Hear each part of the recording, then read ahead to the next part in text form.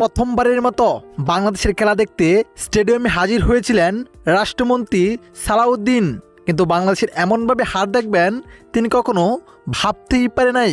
বাংলাদেশের হার দেখে এক প্রকার কেঁদেই দিয়েছিলেন সালাউদ্দিন। দর্শক, নিউজিল্যান্ডের বিপক্ষে তৃতীয় টি-20 ম্যাচে মাঠে নামার পরপরই মাঠে হানা দেয় বৃষ্টির কারণে অনেকক্ষণ খেলা বন্ধ ছিল, যেখানে শেষ পর্যন্ত ডিএলএস পদ্ধতিতে খেলাটি মাঠে করায়, যেখানে 20 ওভারের খেলা 15 ওভার চলে আসে।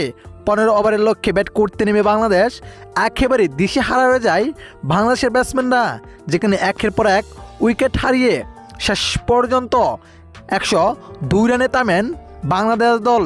এ রানের লক্ষ্যে ব্যাট করতে নেমে অবিশ্বাস্যভাবে ম্যাচ জিতে নেয় নিউজিল্যান্ড।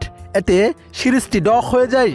এদিকে বাংলাদেশের এমন হার দেখে রীতিমতো কান্না করে দেন রাষ্ট্রমন্ত্রী সালাউদ্দিন, কেননা তিনি প্রথমবারের মতো খেলা দেখতে এসেছিলেন। প্রথমবারের মতো খেলা দেখতে এসে এরকম অপমান হবেন তিনি কখনো ভাবতেও পারে নাই। তিনি হয়তো ভেবেছিল ম্যাচটি বাংলাদেশ জিতবে, এভাবে হারবে তা তার পরিকল্পনার বাহিরে ছিল এক প্রকার।